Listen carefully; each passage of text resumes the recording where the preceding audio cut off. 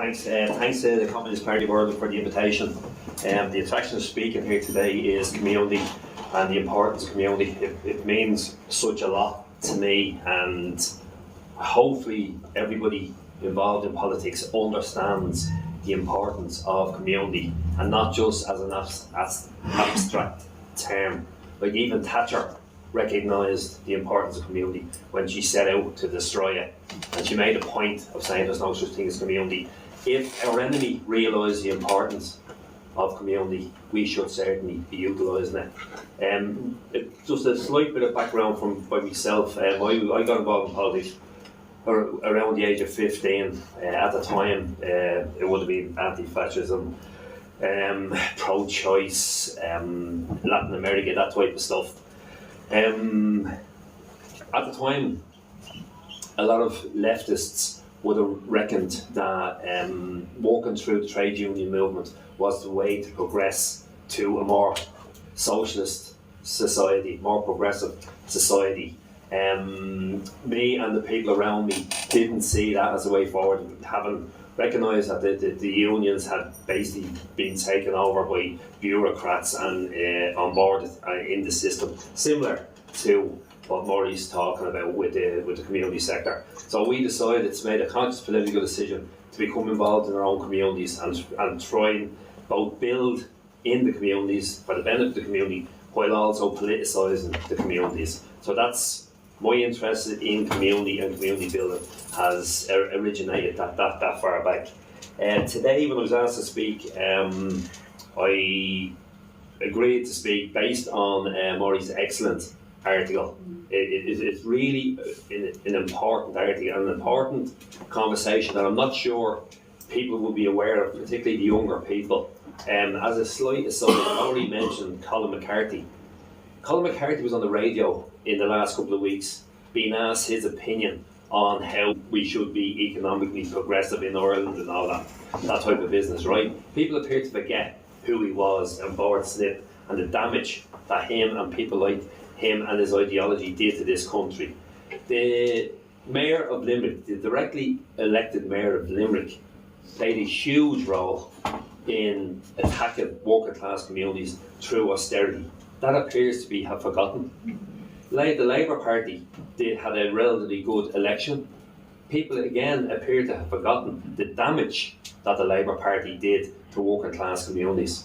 So I have a concern, at my age, a concern that end of things seems to be forgotten about. So it's part of my job, Murray's job and others to remind people of what happened then and what will happen again if the economy dips again. That we will be facing austerity too.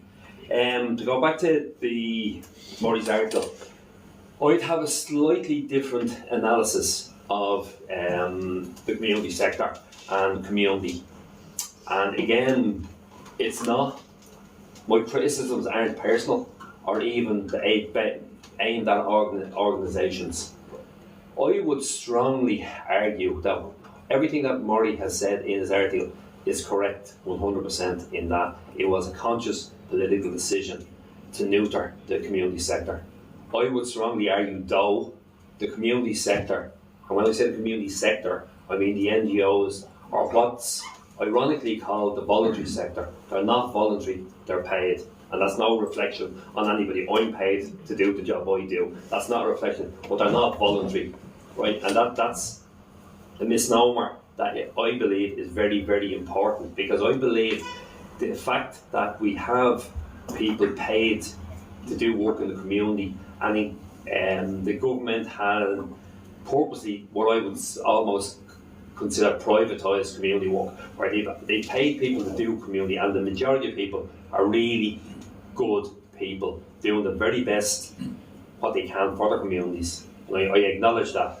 But what has happened, in my opinion, is that the voluntary people, the genuinely voluntary people in communities, no longer exist to a great extent, because their assumption is that there's people in the area paid to do this. So when I started out, we used to run kids' discos, all this really mundane stuff, you know, nothing overtly political. Football team, not even football teams still go, but the kids' discos and all that type of community events, the teenage trips away and all that. That's all done now by paid sector. Not well paid, but a paid sector. And a lot of people who would have volunteered previously no longer feel the need, even though there's a huge need. Because as Murray said, the numbers in the paid sector have been slashed. The funding has been slashed. So there's not enough, even if that was the plan, to replace the voluntary sector with the NGO sector. It's not happening. And again, I agree with Murray, it's a political decision not to do so. The difficulty I have too with the what is called the voluntary sector or the NGO sector now is that once you're paid, even subconsciously, you're careful of what you may be seen to say or support. The likes of Murray are few and far between, and I know some community workers who are excellent, who will put themselves and their job at risk to speak up. And we're finding a little bit more so now with the rise of the racist right that community people are putting themselves forward. But they cannot be considered community leaders. They're not indigenous necessarily to the community. The old style community leader, I don't believe exists for that very reason. A two-pronged approach, political approach by government to do away with the group, the community leader type person and the community groups, and put in the NGO sector, and then decimate the NGO sector to leave the communities leaderless and resourceless. And I think both two prongs of a strategy that has worked very well. I would argue that some of, again, the difficulties with the NGO sector is that they don't have an actual mandate. They're not elected. Community groups, for all their faults, resident associations, they have some form of election. So they have some sort of mandate. In reality, that most of them are tied in with a political party or their own personal project or something, which is not necessarily a harm, but they still had some sort of mandate. When the government came during the crash and started to slash the community sector, there was no fight back, because I believe there was a disconnect between the community and the community sector. I believe the community looked on the community sector as a service, not as partners, not as one of their own. And I think the community sector, again, because a lot of them wouldn't have been indigenous to the actual area, probably wouldn't have had the local roots, not always, obviously, but wouldn't have had the local roots maybe to have that sort of familiarity with people who would have been previously communities or the community, and I use that term really loosely. But I'll just give a brief example. In the north of the city, one of the first community policing forums was set up in an area that possibly has the highest crime rate in the whole country, certainly has the most open drug dealing and criminality in the whole country, right? The policing forum was an excellent idea. It called the cops to account in as much as you can ever get the cops to be called to account, right? You didn't really achieve much, but at least they were publicly asked to do their job, or what they should be. What the community believe policing is, policing criminality, not policing the community. So at least it was a focus. The community policing forum was more, they really good people, but more functional. And when Fine Gael, they were critical enough in that they were very critical of funding for the area. They were very critical of even police resources in the area. And Fine Gael decided that they actually said this, that they were going to close that down. And they did. It took them a year, but they closed it down. But there was no community backlash. And that's, to me, an indication is that organisations like that hadn't embedded themselves in the community deep enough that they could, when someone comes to attack you, you have community support and people kick up.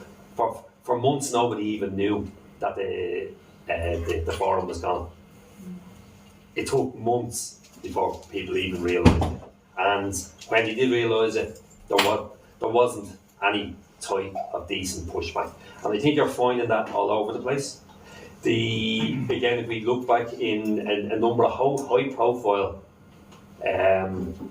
community groups that were caught with a hand in the till, which is again another means of controlling community groups. If people are known to be dodgy in the groups, they're much easier for the government and the local authorities to control. So when you have unelected people with no necessary mandate running an organisation in a community that isn't answerable to that community, how can you keep an eye on, where's the transparency? How can you keep an eye on what they're doing? So that gives them a freedom to do again as they please. And in some cases, human nature is that they take advantage of that. That was done, and at very convenient political times, some of the very high profile community organisations were closed down publicly to make sure that everybody who remained in the sector knew how to behave, and also to set the thought in people's minds is that really is this community sector of any real value? Really, we're giving them money that's going for your community and they're pocketing it. And then in the vast majority of cases, there was no pocketing. It was a tiny minority of people, but they were used to do so, and the community never had a chance to monitor as to what supposedly their money was doing in those communities. So that's something that I think people should really recognise.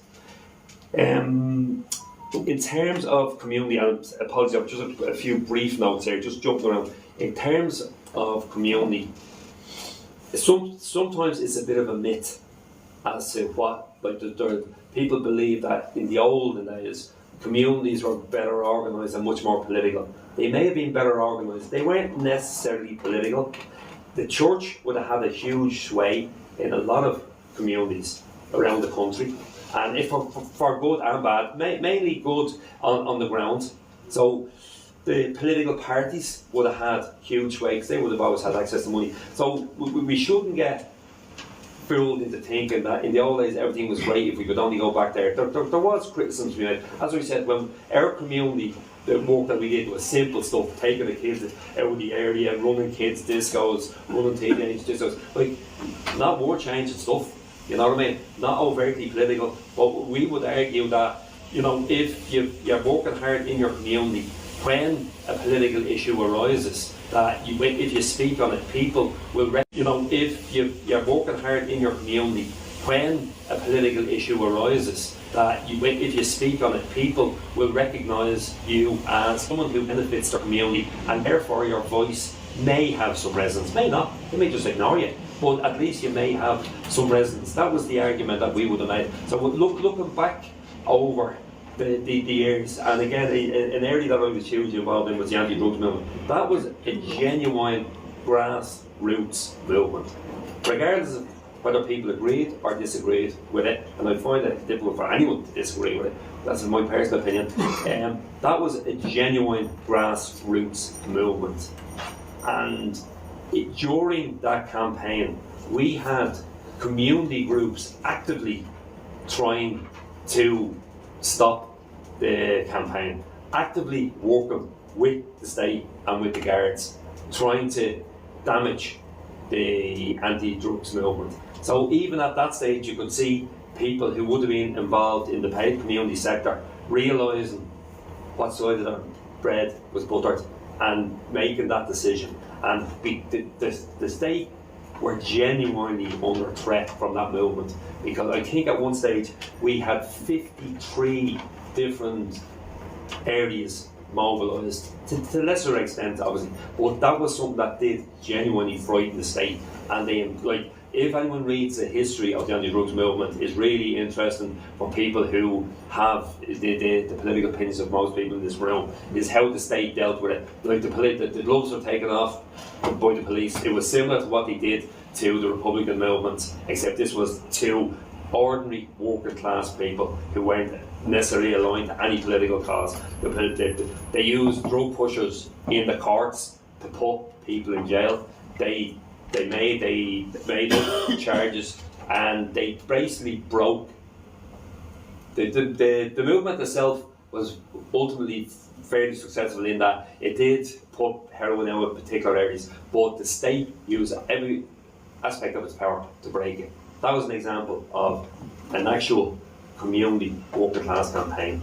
And when it gets as stark as that, you realise who's on your side. The media, the police, the state, the church, everybody was against it. When you have those forces range against you, you know you're doing something right. You know you're representing your community. After that, there was the likes of the bin tax campaign, which was more of a political campaign that took root in communities. And the strength of that was that it was community. The weakness was that it was mainly Dublin based. And the activists that were politicised during the bin tax, during the anti-drugs movement, the activists there, they then went on to form the anti-water tax movement, which was hugely successful. An actual mass movement. When people on the left refer to mass revolt and mass strike and mass this and that and the other way, this was actually a mass movement. And it won.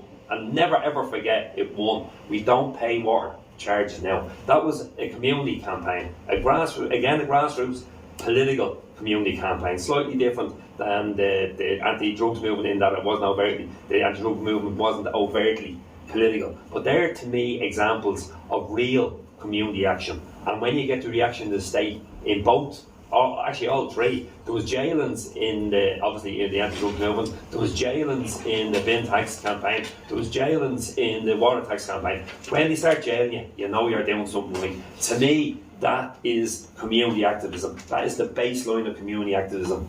And while I'm critical of what's currently out there, we cannot forget the importance of community though. And we really should be striving to try and reinvigorate voluntary community people, to try and get what would have been community leaders in the past, to identify them. They're out there.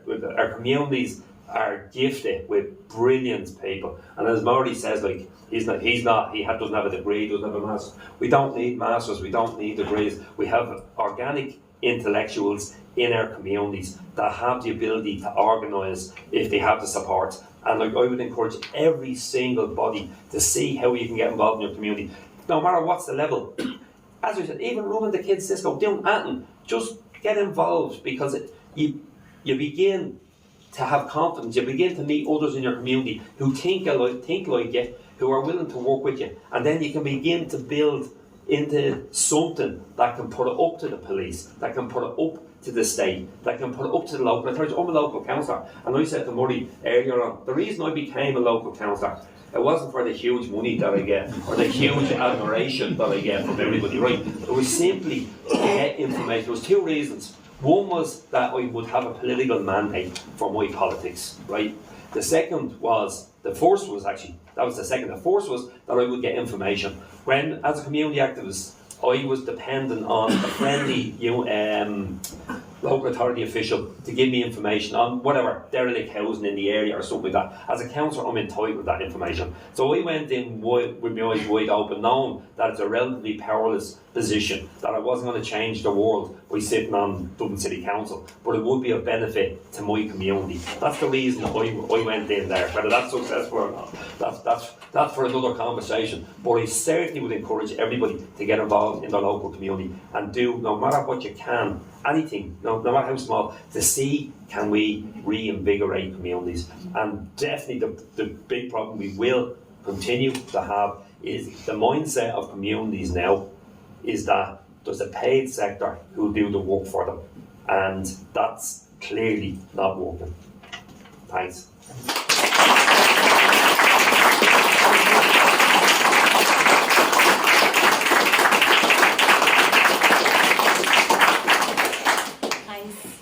Cieran, I think you've hit on a few important points there about, acknowledging that we have experts amongst us who are maybe not